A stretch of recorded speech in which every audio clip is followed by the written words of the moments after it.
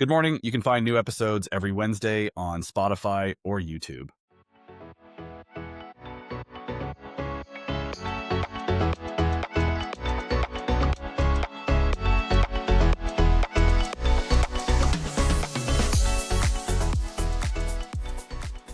Welcome back, everyone. Another week of Scrambling Dads with Jason and Alex. Jason, we've already been talking for about an hour. Had to deal with some business. Gosh, yeah. Had to focus on what the future holds for us. How's everything going? How's your week been? It's been pretty good. Health is definitely getting better. Finally coughed up some good stuff and getting some sleep. That was like the biggest thing, how much sleep you lose and how crappy you feel. Like I was actually doing 2 cups of coffee a day over the last few days just to stay coherent. And I normally don't do 2 cups. And so that's kind of where I've been. So it's been rough. You bring up coffee. We talked about coffee a lot early on. We haven't talked about it since. Ever since I started like watching what I'm eating and talking to nutritionists and stuff, I have 1 cup a day and I am fine. I think because of my bad eating habits, and I would eat stuff that would spike blood sugar, that I would crash, and that's what was causing me to want that second cup and third cup in the afternoons. But now, like, I got my routine down to a T in the mornings. Well documented on TikTok now since I put that out. But like, Yeah. I was going to ask you about that. it is great. I wake up, I get on a lacrosse ball, roll my feet out, do some calf stretches. While I'm doing that, I take my multivitamins. I have AG1, not sponsored, AG1 drinks, and HMB, which is a lean muscle preserver, as I'm trying to lose weight, but I want to keep the muscle that I have put on. And then I make my coffee, and I drink my coffee until 10ish. Then it's water from there. I mean, I go through all of these. I have not had a soda. I have not had a carbonated beverage. The most I will occasionally have, like we had, I woke up early this morning and smoked ribs. My counterpart on the field side and I decided to take some barbecue to the teams, one of our teams. So I smoked 2 racks of ribs. He smoked a rack of ribs and then did a pork butt. Oh my gosh.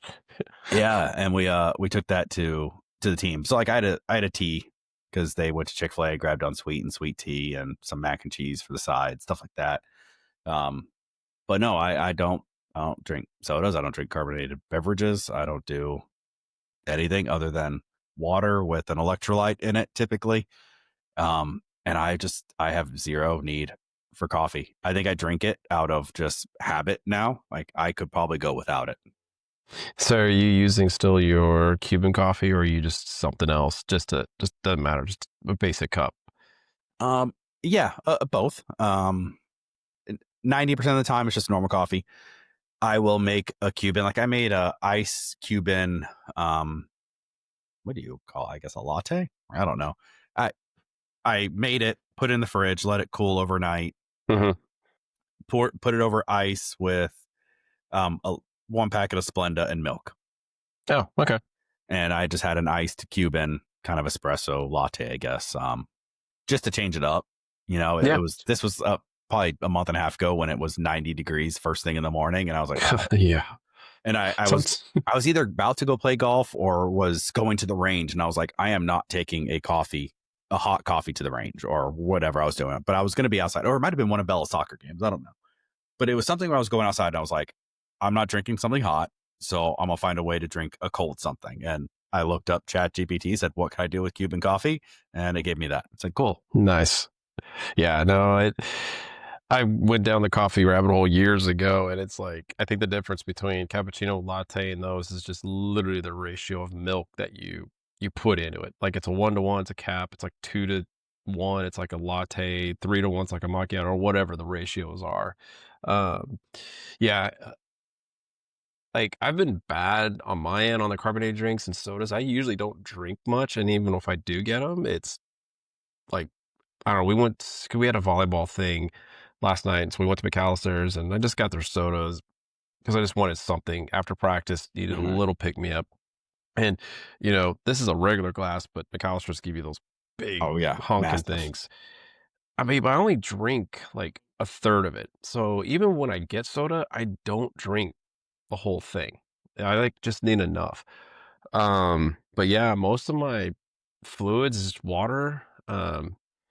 I do drink the Topo Chicos or sparkling waters just because I just want a little flavor, but obviously doesn't have the sugar and crap that soda has. So that's been my vice lately. But as far as coffee, I've been trying to be more mindful of taking out the vanilla syrup, reducing how much I use because it's usually Yeah. just black with the vanilla syrup. And I used to do like 3 big full pumps. Now I'm like 2.5 like medium pumps. So it's not even Mm. what I've used, and I've been slowly picking myself off of it. But 2 months? No. It's probably been 3 months. 3 months ago, end of summer. Um, we went out of the Keurig, stopped doing the pour over just because it just takes too long. So now we use the newer Nespresso Yep. machines, and Shelby even admits it. Like, for some reason, those pods taste better. Like, you can get the same Starbucks pod, Oh, yeah. Keurig, or Nespresso, but something about the Nespressos just taste better. And so, Is it the Virtuo Nespresso? yeah, the Yeah, Virtuo, yeah, yeah. so we have the same one. Um, Okay. I just don't I wasn't at a point that I was drinking coffee enough at the house. I would always just go to work. At my last job, we had a Keurig, and at that point in my life, I was drinking Celsius like they were candy. Oh gosh, I've gone through So, that phase. yeah, so and they stocked Celsius at work, so I wasn't drinking coffee at home, so I stopped buying the Nespressos Mhm. for that reason because 'cause they're more expensive, and they were just Mhm. sitting there. And Casey doesn't like the Nespresso, she likes the Keurig. Um, Wow, interesting. but I like the Nespresso, and we still have it. I'll do espresso martinis with it. See, we haven't crafted anything special, but now I'm thinking like, could do an affogato, drop a espresso pod in there, just go for it. Shelby's starting to find some combinations and things that she likes, but I do like the fact that when I use it, I can pretty much almost go straight black. I don't have to add much flavor to it just because it has a nice smoothness to it versus the Keurig. Keurigs now taste watered down. I just I just can't Um, do them. I will agree with that, and I think, sorry, my wife needs a dongle off my computer. Yeah. Um, I, uh, I will agree it does taste watered down, and I think with all the health issues I was having, like, so I had, I don't know if you know what GERD is. It's like an acid reflux. It's Oh, a okay. severe acid reflux, essentially. Um, and I had like GERD like type symptoms. A lot of that was the gluten allergy that I didn't know I had for a long time, and then I solved that. And then the second part of it is just eating like the wrong stuff, eating too much carbs or too many starchy vegetables that Mhm. just process is different. So I would always have heartburn and stuff like that. So like I liked the Keurig over the Nespresso because it felt less acidic. And Good point. so that was another reason why I started drinking the Keurig. But now that I don't have those issues and I can drink a Cuban coffee without any issues and all the stuff, I I probably need to go back to the espresso because I do like the flavor better. Yeah, I mean, luckily for us, it's like I just buy like, I don't know, 4 or 5 sleeves, and it lasts us about a month because we don't fly through coffee like other people do. So it's been nice on that end. Um, but yeah, I mean, as far as the food and stuff, like luckily for me, the only thing I've been diagnosed with is lactose intolerance. No, I didn't know And that. um, that's really the big issue. Is it like, is it bad or like if you want a piece of pizza, you're still going to have a piece of pizza? Oh, pizzas and stuff like that are fine. It's when I get like straight milk or certain cheeses, it's a problem. Or Okay. if there's just a lot of like condensed milk, processed milk, dairy product, and if there's a lot that within the substance or per serving, then I might have some very uncomfortable uh, Yeah. nights or nights. I don't even know or day, depending on when I eat it. Um, yeah, I think mine wasn't that bad, but I think I had a small version of that when I was having some issues because like I would eat ice cream and I'd go lay in bed and it almost felt like you had just drainage and a loogie sitting Oh, in your throat. Like it was just like I don't know. So yeah, it is interesting, and then, of course, you get older, your body changes, oh god, yeah, like, yeah, it's just it's funny and just, like, because we've been eating so early, like, over the last year and using the Blue Apron, um, meals coming, and they're pretty clean compared to what we used to make, and I just noticed that, like, when I go to the gym in the morning, it's something I could feel, like, kinda drained, yeah, like, just don't have the energy as we eat at 5-ish, 6. I wake up at 4, not eating much between now and then, and when I eat a little bit in the morning or whatever I take, it's not enough, so I get weird shakes or jitters or just weird fatigue, and my yeah, body's just like, "I don't have enough fuel." So, I've gotta start figuring that out a little bit more, um, when I get back to the gym. It's just been so hard over the last month, 2 months, whatever yeah. it's been. Well, I would highly recommend doing the nutritionist route if insurance pays for it because I found out that it wasn't that I wasn't eating frequently enough or anything like that. It truly came down to what I was eating. Like there was just a lot of education around which like mashed potatoes and rice. She was pretty much like those are the breads of the vegetable world. It's like Mhm, they they cause high blood sugar and then there will be a crash if you eat too much of them.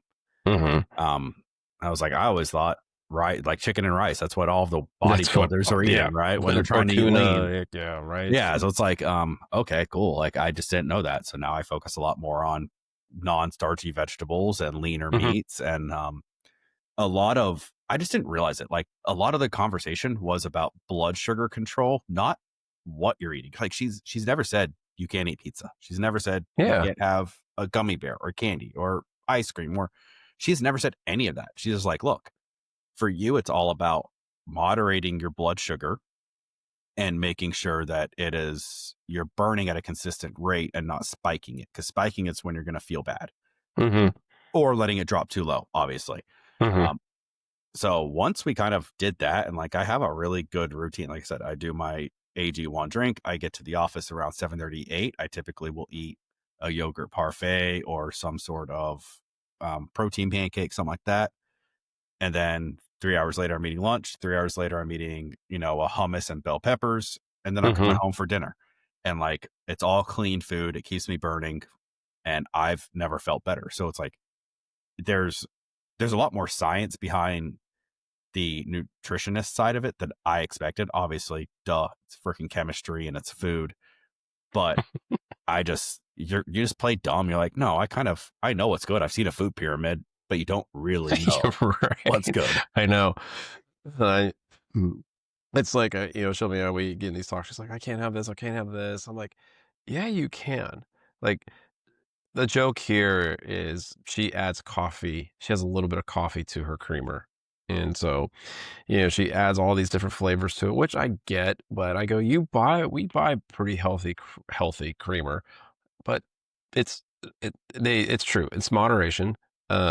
It's how you balance it out with the rest of your diet throughout the day. Hmm. Me personally, I did find that I would be more observant with my body and how I'm feeling. So I was like, man, I have not been snacking like I used to until the last couple of weeks, and I feel a ton better. It's like I would actually be kind of starving and fasting Yeah. inadvertently, and in realizing, like, that doesn't work for me. My body No. needs the fuel. Yeah. So I've keep the granola bars or some type of hummus, like something, and I every couple hours, I'm just got something going into my system just so I can Yeah. function. Well, and that's the biggest thing is finding a lifestyle. I've stopped using the word diet because diet to me is temporary. Mhm, Finding a lifestyle that works for you isn't a one size fits all. Like we've done keto and keto doesn't work well with Casey because she's not a huge eater. You've seen her, she's petite. So she mhm, doesn't eat large meals and she certainly isn't like a protein person. Like if we make steak, she'll eat half her steak. She loves it, but she's just not. She focuses on the sides. So like mhm, keto didn't do well for her because she doesn't eat enough protein to make up for the lack of carbs to get the proper energy. So that just didn't work for her. Whereas like I cannot do certain like I don't like pasta. I don't like all that kind of stuff. Like I like the ketos. I like the low carb. That works well for me because I'm a meat eater. I like protein. Give me my protein, give me my vegetables. I'm good to go. My biggest downfall is you have sweet and savory people. I'm both. I like I like tortilla chips and salsa. I also like candy and I like ice cream and desserts. And like I used to always, especially with how much I drive, like I'd always have truck candy. Like I'd always have something in my car and it was bad.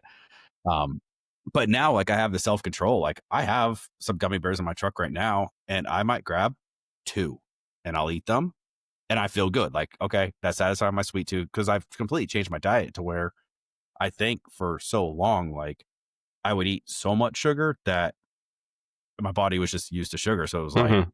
a handful is different than one. Now I'm at the point that I've wiped sugar completely out over the past 7 weeks. I've barely had any sugar. And now it feels bad when I eat too much. Like we went to Brahms Yeah. the other night. Um, just took the kids. I was like, we said this on the last pod. And I had a little ice cream with Butterfinger, and I got a small. So I mean, you're talking Yeah. what, 4 ounces It's like a maybe? tiny cups. Yeah. Yeah, it's tiny cup. I ate half of it and felt terrible. Like my stomach was hurting. I didn't feel good. Like now it's to the point that like I've cut that stuff out so much, I don't even want it. So it's like I'll have gummy bears in my truck. I'll have two, and I'm good. So it's just you got to find the lifestyle that works for you. Yeah. I mean, I'm the same. I will only get when we go to like Handles or those places, I I love prosciuttos. It's just handles. I get just the little cups. When we were at Disneyland, it's like I just wanted something. Try ice cream. Got the regular waffle cone. I didn't even finish it. Like it was so good, but I'm just like, I'm good. Like my brain, my body. Hmm. Like I used to love sweets all the time, but I've definitely got the control down where I'm like, I can have a little and good. I actually honestly rather would have a bowl of Greek yogurt or chia pudding with some fresh fruit and granola. Dude. Like I'd rather eat that. So two things on that. One, yes, vanilla Oikos, right? Isn't that the There's Greek yogurt Oikos, brand? Chobani, No, there's actually, no, it is Chobani. there's The so the many vanilla brands. Greek Chobani with we have some gluten free granola. I'll put that on there with some raspberries, strawberries, blueberries. I'll eat that for dessert all day. Like that's Mhm. been my jam. I eat it in the morning. I'll eat it at night when I want something sweet. Um, Mhm. We're it's getting it's we're just freaking getting so old. it's freaking We're amazing, we're man. getting our yogurts and Oh granolas yeah, and it we're is. getting Well, you gotta watch it, man. The other thing I was gonna say was you said you know, listening to your body and not eating. That was another big thing. And I think after having three kids, um, you know how it is. You have kids that don't want to eat, that are you got to get ready, or you're scrambling to go here, go there, and you're a freaking vacuum with dinner. Like Mhm. there were times that I would sit down and Casey would be like, "Hey, go ahead and eat." That way, like you could take care of Bella, get her fed. Obviously, when she was baby, now we all eat as a family because she's Mhm. 4 and it's easier. But it creates bad habits because you're just like you suck it in as fast as you can. Mhm. I used to always be a slow eater when I was a kid. I was always the slowest one. Like I'd go to those pizza buffets and stuff like that, and I'd have friends that were on pizza number 6, and I'm over there still eating number 2. Um, to the point that I would always get like anxiety. Like I'd go out to eat with a friend's family, and like I'd be like, I eat slow. Like I would make myself eat fast just because I didn't want to be the last one. But going through parenthood and you just start sucking it down, I got to a point that I was overeating because I never gave my body a chance to tell me I've had enough.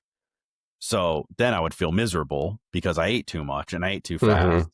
So that was another cultural shift that my nutritionist had me work on. She was like, "Hey, when you sit down to eat, 20 minutes.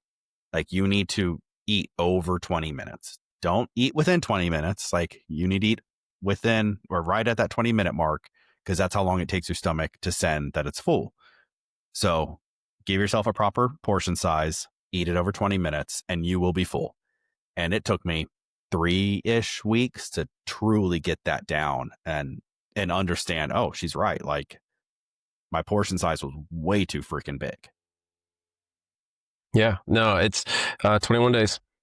21 days to build a habit. That's kind of the norm. And I I already know that I'm like kind of gotten the reverse habit. Like I used to always just want to get up, go to bed, and go to the gym and before work, but I'm now in the reverse habit. Like I'm snoozing the alarm. I'm like, I just don't have the energy because we're going to bed late. We're getting exhausted. Miles is wearing us out more and more because he just needs more attention. But yeah, it's an interesting feeling now to have to get readjusted and kind of rebuild that habit back for us. Yeah. But I've you talk about 30-minute or the 20-minute window. Like we only had like have like 25, technically 30 minutes for lunch. Yeah. So teachers like we sit down, we eat food, like we eat our lunch so fast because by the time the kids get out of the room, all right, you gotta go, you gotta heat up your food if you have something you want to warm up. So potentially 6 to 8 minutes has gone by. Now Yeah. you're looking at 20 minutes, 22 minutes, and you want to go to probably the restroom or something, freshen up before. So you're down to like 19 minutes. Yeah. You got other things you want to do on top of that. 19 minutes to eat. Like, that is ridiculous. So we've learned to adjust, but it's a very bad process. Um, I am I haven't really felt a lot because it's only been like 2 weeks on it, but not super consistent because of our trip. The dad fuel, you got the AGI one, which I've thought about, or the AG, and then the dad fuel's kind of similar boat, just not Yeah. full greens, but it's got so many different things in it that I was reading through it. It literally replaces a multivitamin pill. So I'm getting a Yeah. little extra protein, a little bit of extra boost, and some other things on top of all the vitamins.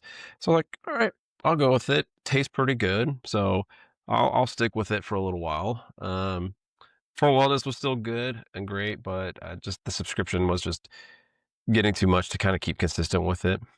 Well, and to be fair, the AG1 was given to me. We were at a friend's house, and I guess they accidentally double ordered. Um, and they were just like, "Hey, have you ever tried this?" I was like, "No, haven't. I've always wanted to get back into greens." Blah blah blah. And they were like, "Well, take this bag. We accidentally ordered two. We'll have another one coming anyways. It's no big deal." It's like, okay, cool. So I'm just now finishing that. That was probably 2 months ago. Because obviously I wasn't taking it consistently until the past 3 weeks. Um, it's actually it'll be empty tomorrow, so I got to go get some more stuff. I don't know what I'm going to try. I don't know if I'm going to do AG1. I don't know if I'm just going to go to GNC and take whatever they have. Um, I know there's several other brands, and it's like they do comparison with price, with taste. So it yeah, comes down to preference, I think. yeah, I need to look into that. I know Element. They do electrolytes. They also make a greens drink. Didn't love it. No, that was Huel. I tried Huel's. That one wasn't good. I've tried a whole bunch of Heal stuff. I didn't care for their flavors. I mean, I they tasted good, but the aftertaste for me did not sit well. Yeah, because they use stevias and stuff like that. Because it's no sugar. I don't mind Huel.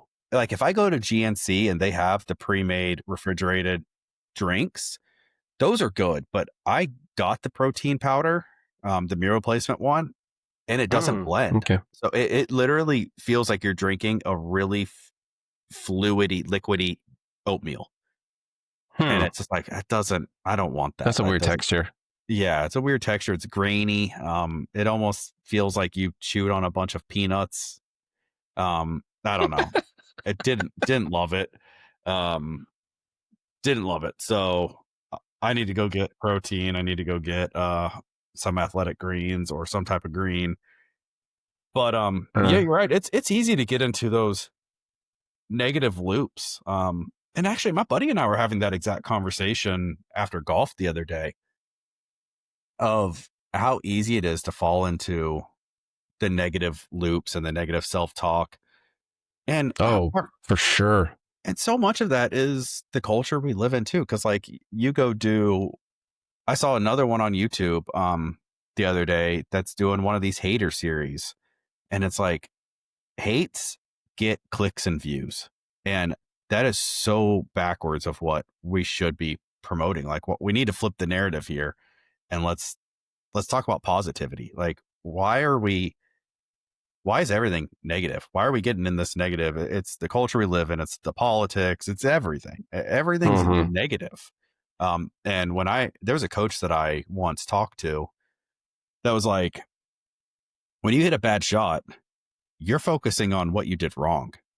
And he said this because I would do it. We'd be on the range. I'd hit a ball, wasn't good. And I'd be like, oh, I did this wrong. He's like, stop saying what you did wrong. Like, tell me what you need to do right. Get a positive mindset to execute. It's the same thing as, well, don't say, oh, I need to be careful of the hazard on the left. Say, hey, I'm going to put this out to the right. Right. Like, it's just, Mhm. we have such a negative mindset in this culture. Oh, it it is funny, and Shelby reminds me of it too when she's been out with me and doing things. She's like, "Don't beat yourself up. That was good," or it's good, but it wasn't what we define as good. Like it wasn't the perfect shot, but it was still advanced. It was just off the green, but it's like, no, I want it on the green. So we start to kind of beat ourselves up on that, but it's like, hey, it's still a good shot. You still made good contact. So that little weekend, this last weekend when we got out, silver linings is just, what did I do? So I've just, you guys take a deep breath and yeah, sure, I was mad at some shots, but then it's like, okay, remind myself, one, I haven't swung in 2 months. So lower your expectations. Like, don't go out Yeah. thinking you're going to be here. I get you. It's impossible, especially with this game. If you have not touched a club, even for a week, your touch, finesse, whatever, timing is already down low, period. Yeah. Like, there's nothing about it. Every pro, everybody will tell you that. So I was like, okay, figure it out, work on something, kept my thoughts simple, just focused on one like aspect. Like, was it my takeaway? Was it just focus to just make solid contact? And that's all it is. It's just like the last few holes, solid contact, and it started to gain and come back. I wasn't worried about swing speed. I wasn't worried about trying to get it far. I was like, I clubbed up differently, changed it, just focus on the contact so I can get my rhythm. And it works. Like I wasn't even caring about putting because I was like, that wasn't part of what my goal was. Because I just need to swing. Yeah, it's the coach that I'm friends with, Colin, him and I will play, and after every round, he's like one of the guys, like Casey knows, like if I'm playing with him, we're having a post round drink, and not because we just want to extend the time away.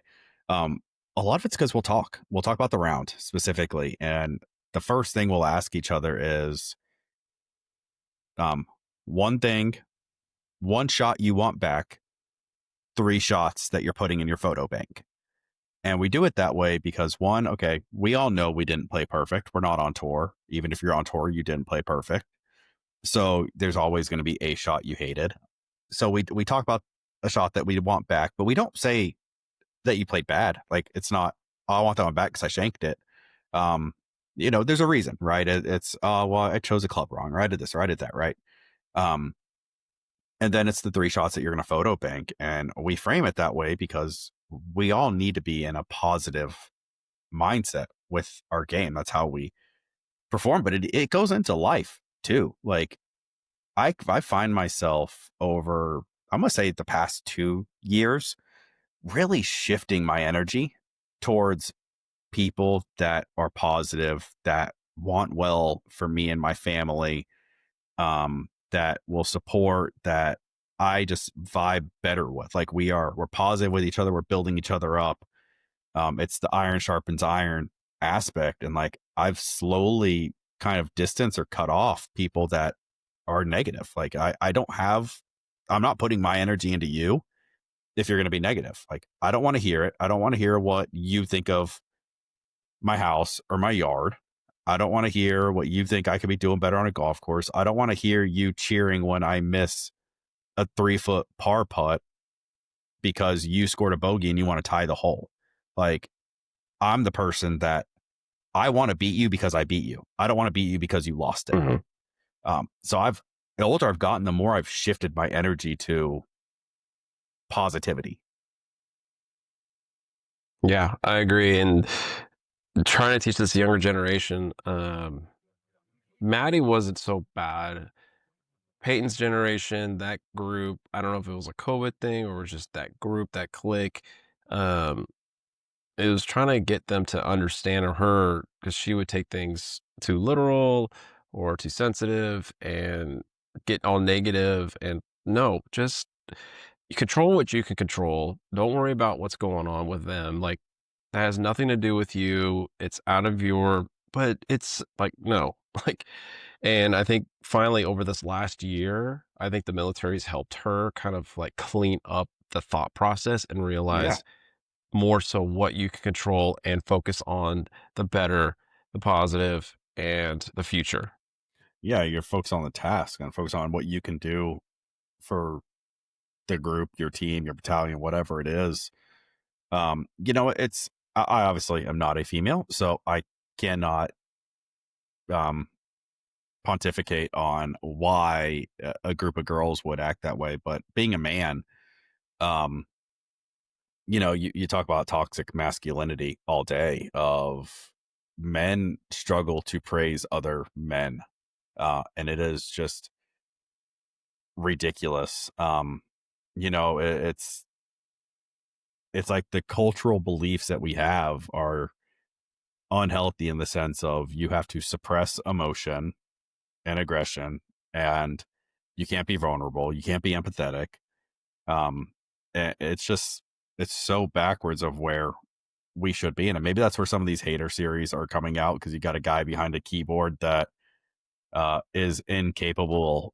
Specifically, if we're going to talk about the Barstool guy Riggs, yeah, his swing is not aesthetically pleasing, but the guy can still get around a course. His short game is freaking amazing. So yeah, maybe his swing isn't aesthetically pleasing, but like, why are you going to sit behind a screen and be a hater on it? Like, why can't we just build each other up and like lose the masculinity? Like, r- ongoing soapbox here. I went and did that college recruiting, and one of the best questions I got, Oh my gosh, that's right. yeah, one of the best questions I got was a kid said, "What would you tell yourself back then?" That sounds like a generic question.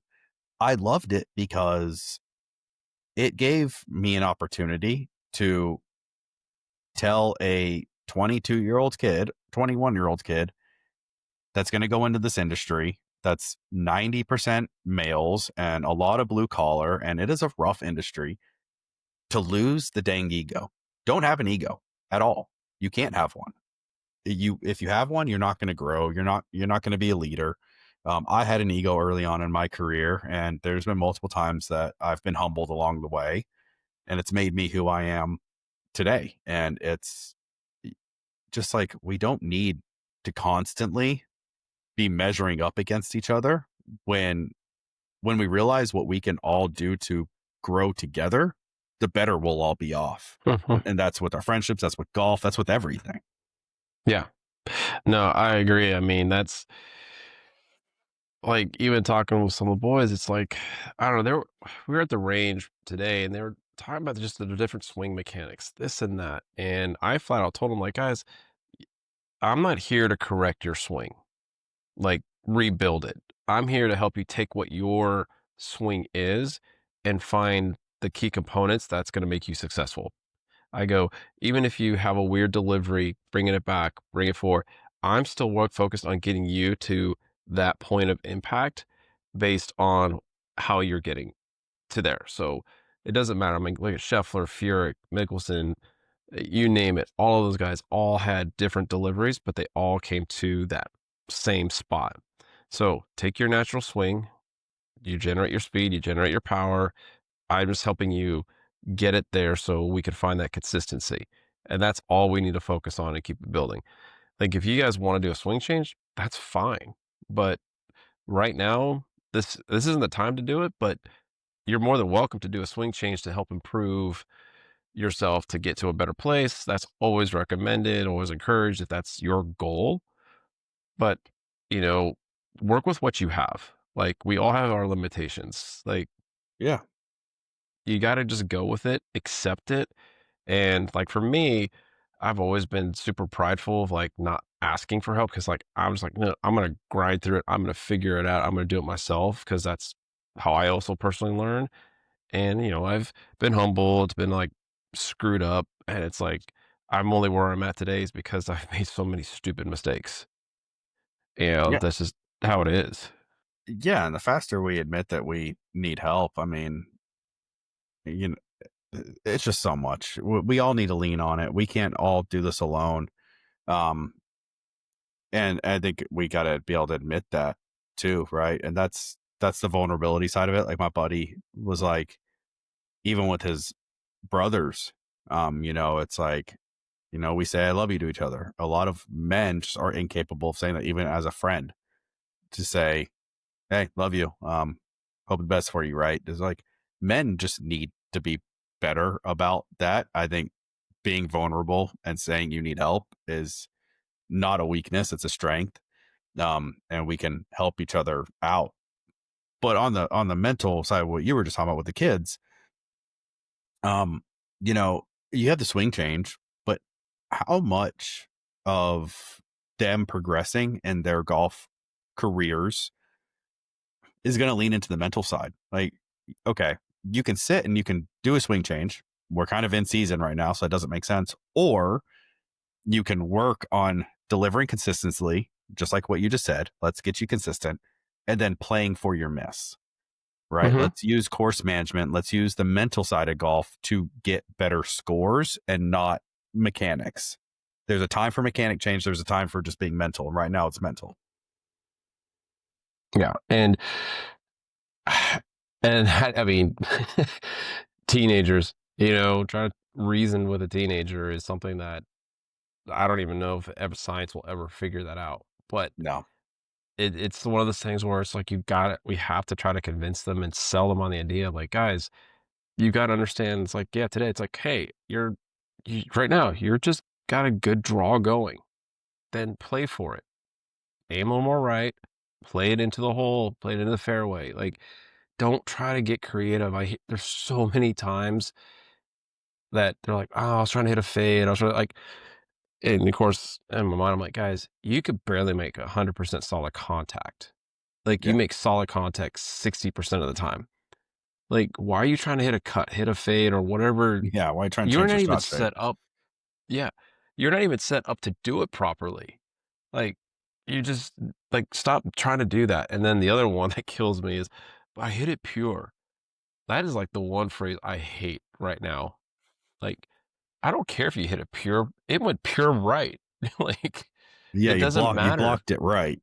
Doesn't matter. Like, I don't care if it's pure. I'd rather have you hosel it and have it out and play than, oh, I hit it pure though. Like, Yeah. like you gotta, Absolutely. yeah, that's the thing that it's like, yeah, you may not hit it perfect. Sometimes you don't want to hit it perfect because if you hit it perfect, it may actually get you into trouble depending on where you're at. So just trying to reason with them is so hard. And the ego of distance is something I've been working hard to break them up. It's like, do not worry about trying to outdrive somebody. Like, it's just not gonna work. No, Mm. yes. I mean, you have that mental side of it of choosing the right club at the right time. Yeah, you don't need to hit a driver just because they're hitting a driver. This, and that. Like, play your game. I just don't. Kids have everyone. Like, if you're trying to get better, and we could talk about it here because by the time this episode releases, the scratch on the bag episode 1 will be out on YouTube. That was a large amount of the conversation I had with Marcus. It was all playing for your miss.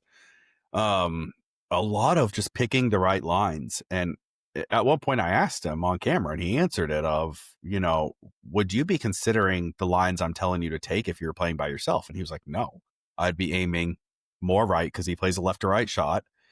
He was like, um, I'd be aiming more right and I'd be in the rough or in the trees or out of bounds because I have a right miss. because I was having him aim sometimes down a left tree line where if he pulls it, he's screwed. But out of everything I saw, he was fading them. He barely ever pulled one. He barely ever double crossed it on when we practiced on the range. So I was like, we're going to trust this. We're going to trust that you have a left right ball flight and you're going to be fine. And we did that and it worked great. And that was 90% of our conversation was course strategy and commitment.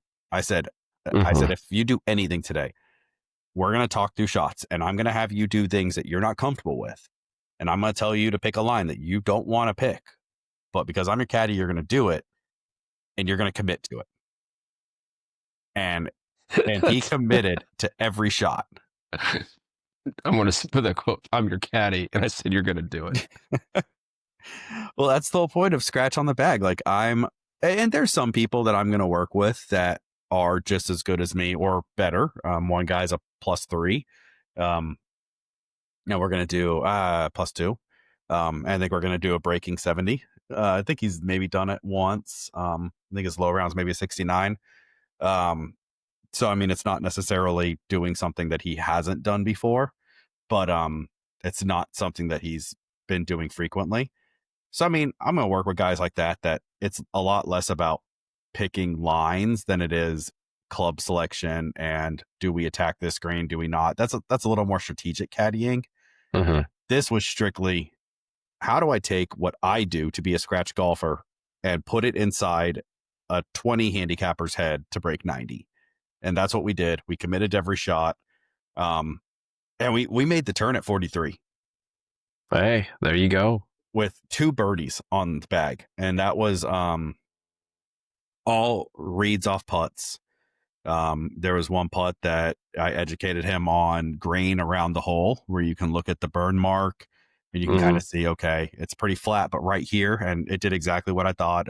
I said left center, he hit left center and ball went in dead center of the cup. Um, the other one was a par 5 that made a great third shot, put it to about 12 feet. And then again, we read the putt. He agreed to it. He committed up to the line and made the putt. Um, it fell apart in the back, unfortunately. He had a handful of double bogeys, Oof. and one triple bogey that hurt, and a lot less pars. The swing kind of just fell apart. I think we ended up with a 92, but someone that's averaging 95 to 100 every round, we shaved off 3 strokes off the low end of that on a Corn Ferry Tour course because we played Rangers and they stop there every year. Obviously, the rough wasn't as bad as it would be when the Corn Ferry's there, but it is not a walk in the park course. Um, so we got him to a 92, and I with 2 triple bogeys and a handful of double bogeys. So I feel like that's pretty easy to get him out again and break 90.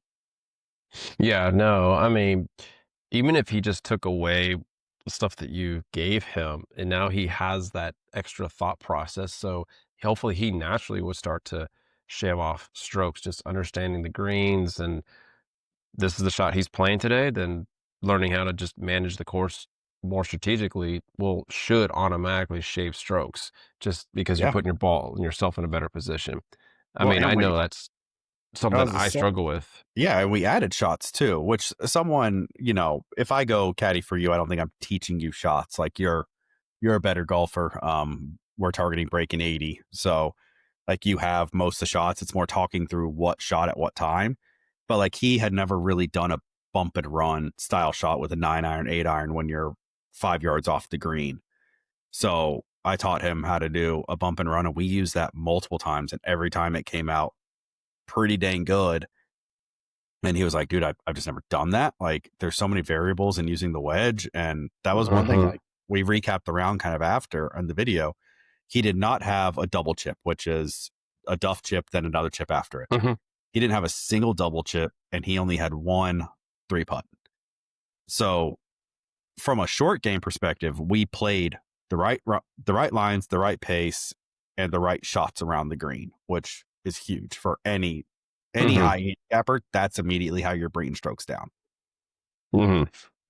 Oh, it's all about that short game management. So you're not losing strokes left and right, blading it, trying to do fancy chip shots or wedge shots. And that's what I'm like Yeah. telling some of my players, like, why are you trying to hit a low spinner when that's not even in your You don't arsenal? have that in your bag. Yeah.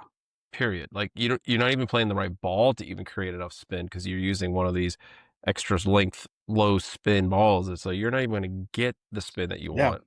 And it's just hopefully that with that ball talk we did a while ago, that some of them understood that, like, oh, that's why it's not spinning, it's checking out or it's running out, not checking up. And like, yeah, you're not doing that correctly. And personally, I love the bump and run. I think Yeah. it gets a Get it bad on the rap. ground. Get it on the ground Yeah. as fast as possible, and you read it like a putt. I can read a putt a lot more or a lot better than I can read the check on the green, Yeah. right? Because we don't play on consistent greens. We're not tours, right? We're not. We can't tell exactly what a ball is going to do because our greens are not as consistent. I love the greenskeepers; they put in so much work at municipal courses, but we're not playing at Augusta National. It's not consistent from green to green. So it's just you pick the shot and you play within yourself from a mental perspective. Play within yourself, play within your capabilities, not someone else's. Play within your frame of mind and be positive and commit to the shot, and you will get better over time. Yeah. I know two of my biggest things I know for me is just getting that GUR. I got to get that GUR better. And then I just don't spend enough time reading greens.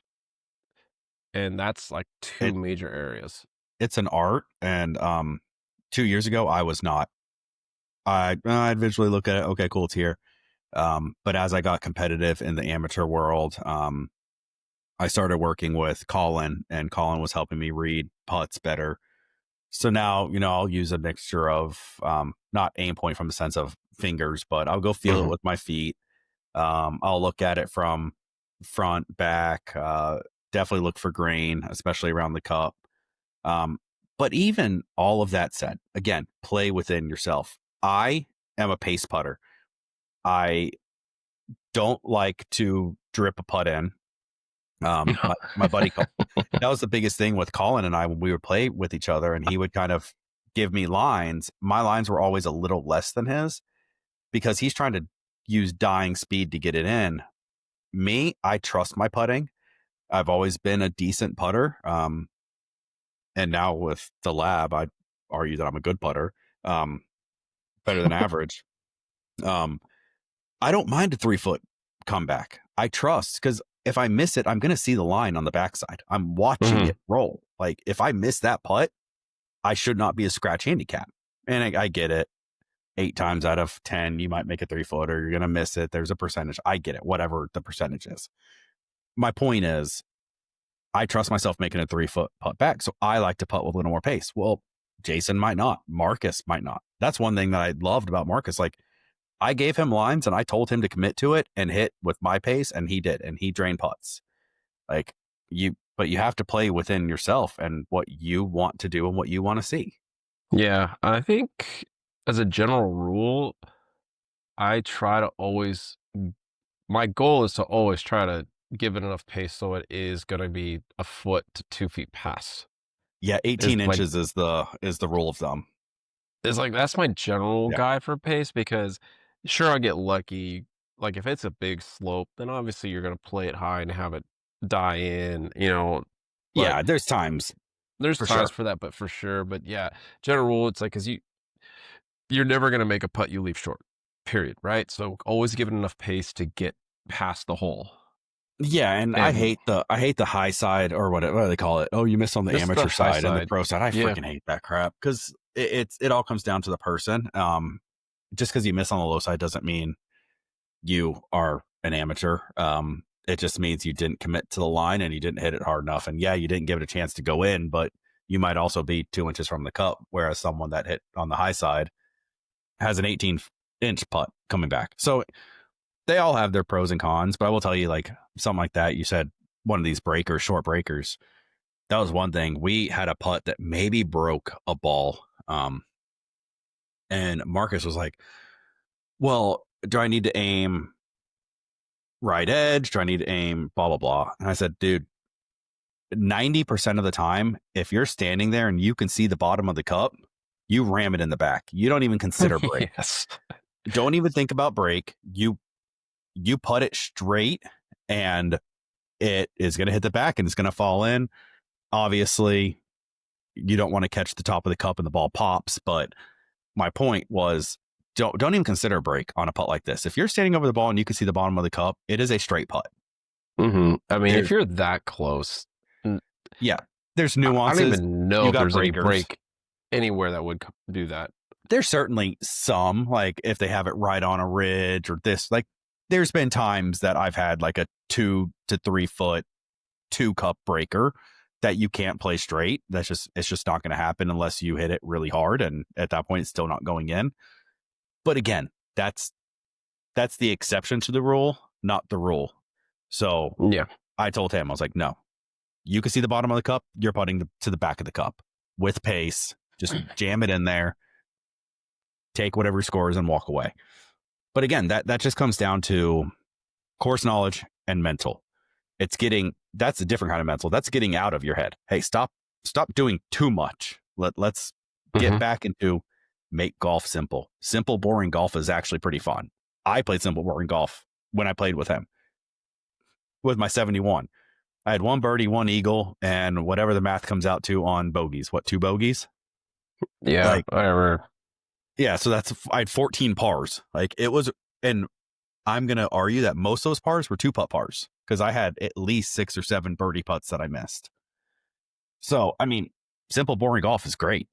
And that's what everyone should strive for. But it's staying Yeah. I within mean, your game.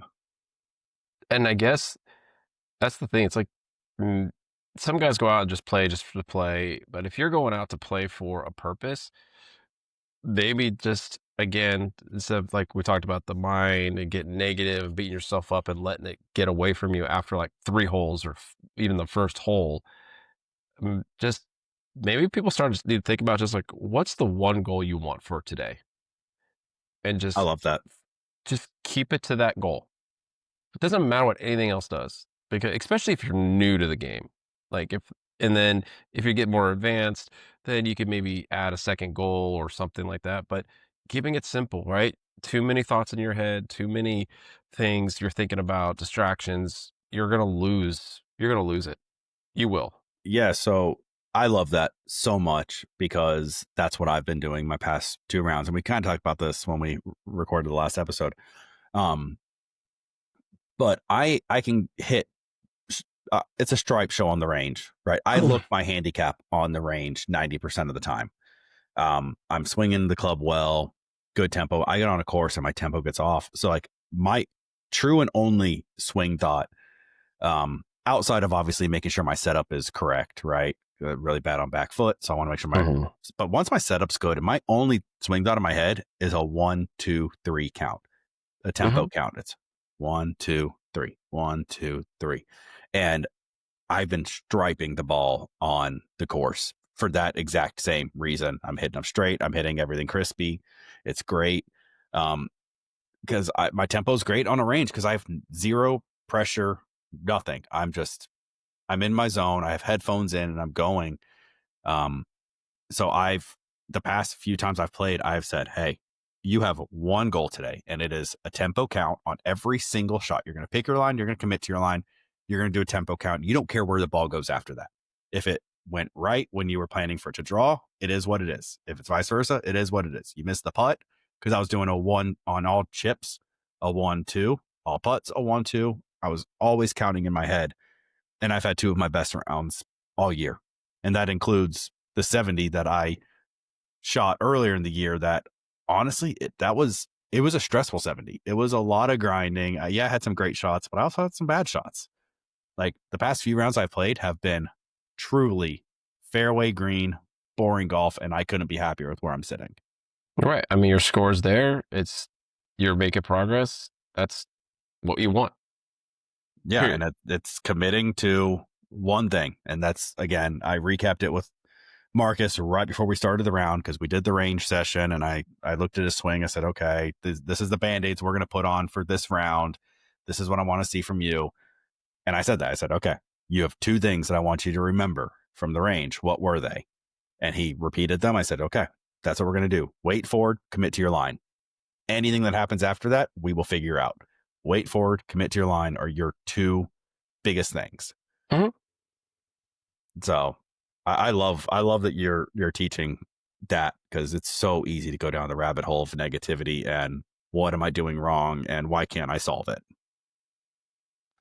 Yeah, and I mean, I sometimes fall guilty of going the reverse, but then that's what separates, I think, pros and other people is just they learn to hit the brakes and reset and just breathe where I'm at, what's my goal or goals, and not even more than three at best. It just very simple. Well, and it's easy to do when you're not getting the time, and you're certainly not with your schedule. So, what are you going to, knowing that for you and knowing you go down that rabbit hole, like, I guess, what are some simple measures you can put in place to kind of work through some of this, even if it's like sitting on the couch and holding your club to memorize your grip? Like, what are some simple things you can do to help you not go down that negative thought process just because you aren't getting the time to practice like you want right now? I mean, that's yeah, that's like the $1,000,000 question for a lot of golfers.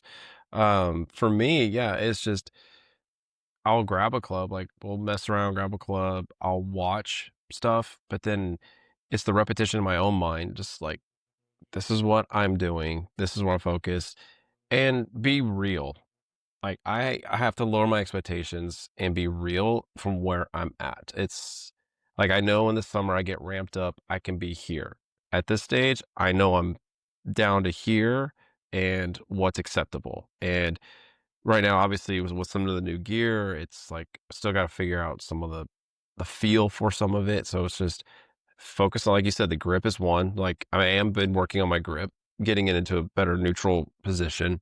So that is something I'm like, will hold a club, and I literally will just sit there and just hold a club. And once that muscle memory gets into a Mhm. position where I could like I can grab, it's like that's where I want it.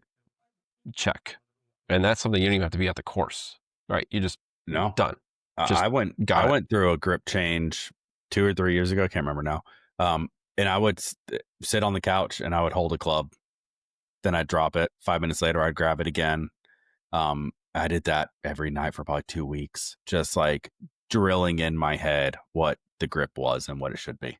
Yeah, and then the other thing I do at home is just you said it to Marcus is just as far as the weight, like just you can stand there and just my back is feeling better again. So now it's like I could feel a little bit more, get that turn, just work on that turn. Just turn and just use my feet and my hips to help create that turn, not my shoulders. Because I get shoulder heavy, I swing over the top, very handsy, and that's where shots go astray. Driving, just driving. It's almost like I'm dancing, just sitting there, just Hmm. pushing off and just getting the hips, getting the legs and the hips in the right direction and moving. Again, no course work, just simple stuff. And then when I get out to the range, folks, there's the grip. All right, get the body and just go Well, and it's trust it. You gotta trust it. oh yeah, that's a given. There's a lot of validity in what you just said, about the rotational, and I'm gonna call it body awareness. There is a reason that um, some of the best golfers post their pro career are pitchers, hockey players. Um, I had one other in my head. It was another swing sport. I'm totally blanking now. Quarterbacks. And a lot of it is because, one, they understand the mechanics of body rotation, which is what golf takes. A lot of like baseball players, like good hitters, they Hmm. have the rotation, but they're used to staying back on their back foot because they're hitting home runs. So Hmm. that's why I don't say baseball players, all pitchers in general, because they have the motion of getting to their front side to throw Right. the ball. They gotta load into it. Quarterbacks are the same. Hockey players, it's a given. The swing is almost identical.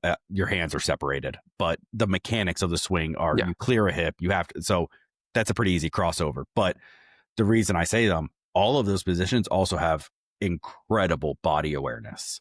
They know where their body is in space. And the amount of times that I'm working with Trip, who's 10, so I don't expect him to know, but even like Marcus, and I'm like, hey, I need you to feel 60-40 weight. And you see someone sit there and they go back and forth. They're like, because you could tell they've never actually felt a percentage They're of like, weight. wait. What Uh, is sixty uh. forty? Where is it? Okay, that's 100. This is, and it takes so much time to build that body awareness. So what you're saying of you're sitting there stirring a pot for spaghetti in the kitchen, you can sit and shift your weight from one side to the other and feel, okay, this is the weight shift. This is 90, this is 80, this is 60, and just kind of go down that path of feeling where your weight is Mhm. in space, feeling where it is within your feet, and then putting a rotation to it. Like he was swaying a lot. So I was like, hey, here's some drills to help you stop swaying. Okay. You could sit in your kitchen up against a wall and do your golf rotation and work on not swaying. There's so many things we can do at home to make us better without even touching a club. So Mhm. many things. Yeah, and, like, I mean, I'm looking I mean, I'm looking at my calendar and just going like, "Okay, I've got our trip to New York coming up. I've got PD stuff. I've got something" like, it's like, okay, my weekends are still gonna be ramped up, and then it's like, "Alright, weather's hopefully gonna start getting cooler in the afternoon. Maybe I could sneak out, like, on a Monday or Friday when practice ends early, and I could just do my own personal stuff." Yeah. But again, it's just when I do get back out, I've already noticed, like, when I get back out, my body's gonna be sore, period, because I just haven't swung repetitive. So, it's gonna be more of wedges, short irons, loosen up. That'll probably be 2/3 of the session, and then get some longer hits, longer stick swings in, and then just bring it back down and just be done.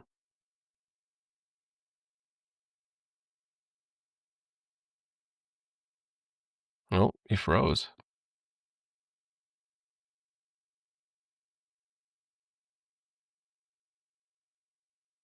Uh-oh.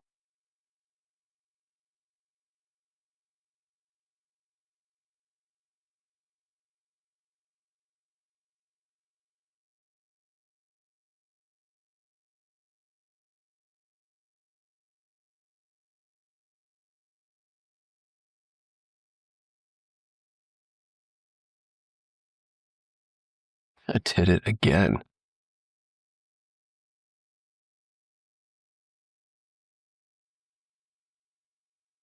That's twice. Yeah, no, it did it last time too. This time I lost internet. It actually told me this time. Last time I was just out. Huh. So I don't know what's going on. It's Again, bedtime for her. technical difficulties once again. Uh, but yeah, dude. I don't know what I can't remember what you're saying now, but I don't even know there's where just at what point I got cut off. yeah, there's just so much we can do. And that's just part of finding it. And for me, it's also just like finding intentional rounds. Like and we kind of already talked about it. You said like go out with one goal, and that goal may be I want to hit 14 fairways. And anything after that really doesn't matter. If even if you shoot a 90, oh, my wedges sucked. Oh, my putting sucked, whatever it was. Right. But did you go hit 14 fairways? Did you hit 60% greens? Did you hit 30 putts? Like for me, did I commit and do my tempo on every swing? Okay. So I don't care if I shot whatever I shot at that point. Right. Like just be intentional about your rounds. Yeah, that's it. I mean, that's the bottom line. Just keep it simple, be intentional, like you said. Find something positive to just take away or a couple positives and leave the negative out the door. Yeah. Well, that comes to intentional practice, which we're gonna have to hold you accountable at some point to putting something together and getting that intentional practice in. Um, we mentioned last week that we're talking to a indoor simulator place.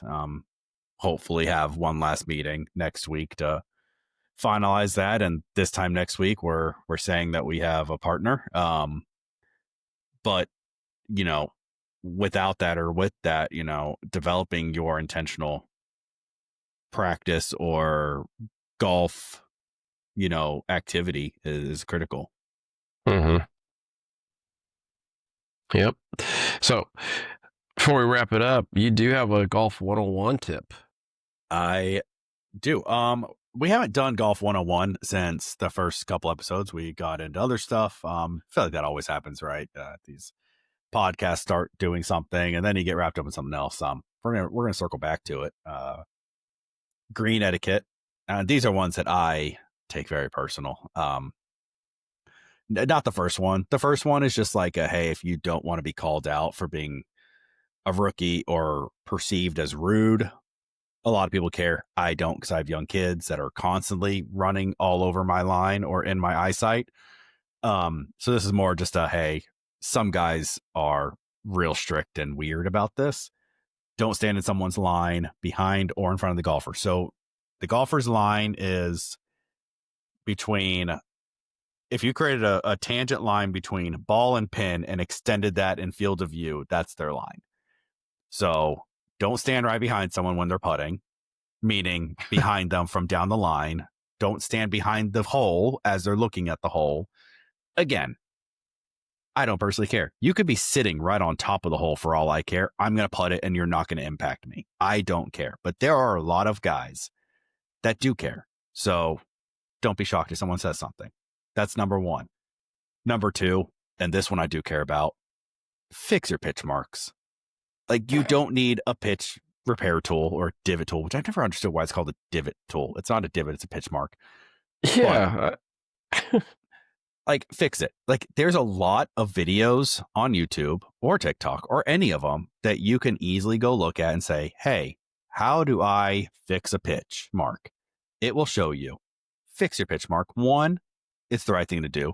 Two, I firmly believe that every pitch mark you fix above and beyond your own is a birdie that the golf gods will give you at some point.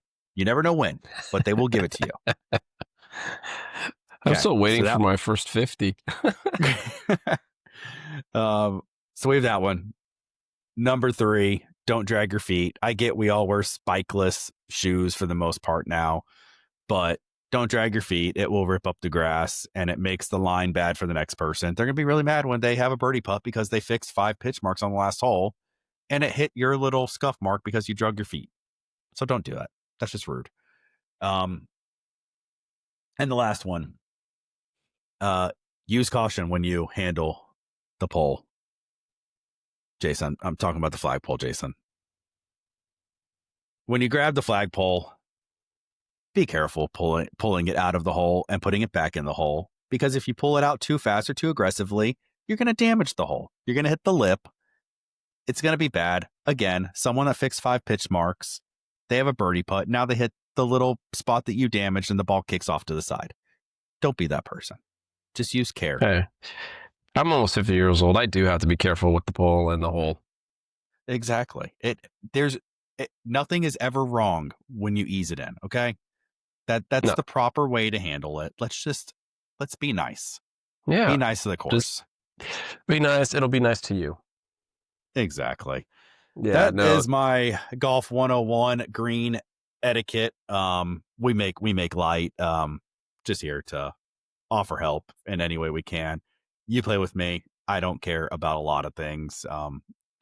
This is more for the new people that get in and think golf is intimidating, and it is, because there are so many unwritten rules. And there are just these a-holes that are old heads that think you need to live by those rules. So we're just trying to help everyone out to, Yeah. not look like an idiot when you go out there and feel a little more confident. I mean, all of them. I don't care. Like, someone steps in my line. I mean, the Okay. spikeless shoes, this and that. Nothing's really. And these greens we play at are so firm. No one's line's getting messed up by a footprint, to be honest. So I don't Yeah, care about the that. only time that matters is right after it rains. and you Yeah. can see. But again, unless I'm in a tournament, I don't care. I walk in my own line half the time. Oh, I Like do too. I'm sitting there reading a putt. I'm like, oh shoot, I'm in my line right now. Okay, cool, whatever. Like Yeah, I don't and I don't care. I mean, I don't care if someone is behind me trying to read it, if No, especially if their ball is near mine, like, it's helping them, whatever. The one that does get me though, and I've had to do this, especially in California because the greens are much softer, is repair the pitch marks. Like, there are so many dents, and it's just, come on, guys, it is not hard. Just use a tee if you don't got a nice tool. Just I put a don't tee have in a. the ground, I just use a push tee. it forward, tap it down. You're not supposed Even to if you rip it up. don't even if you don't have a tee, and I get it's not the proper way, and someone's going to hear this and comment on it, some greenskeeper. But like, even if you don't have a tool, it's pushed up. Use your putter and hit the bottom side of where it's pushed up, and push the Yeah, grass there you go. towards the hole, and then push Let's the top down. level it. It will flatten it to an extent. The big thing is this isn't. I joke about it's going to mess up someone else's putt. Anyone that's smart and knows golf, they're going to fix that before they putt their putt anyways. Like I read my line, okay, there's a pitch mark there, I fix it. Um it hurts the grass. If you don't Mhm. fix these pitch marks, that area of grass will die. And at courses that don't have the maintenance money that country clubs have, they can't just go put plugs and then the grass starts dying and then you get POA growing in and you get all this other stuff and then you're pissed off because you're paying $100 on crappy greens. Well, Yeah, if we would all just do our part, they wouldn't be crappy. yeah. Pretty simple. Guys, just make sure you do look it up, figure out how to repair it. I mean, it's not hard. Just do it right and do it.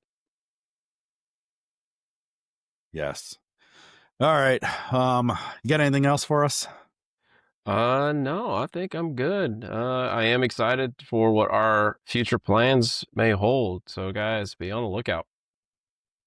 Yeah, hopefully locking that down. We have a lot in the works. Like I said, Jason and I were on an hour worth of calls before this, kind of strategizing what we see, where we want to grow and go with these conversations that we're having with other parties. So we're looking forward to it.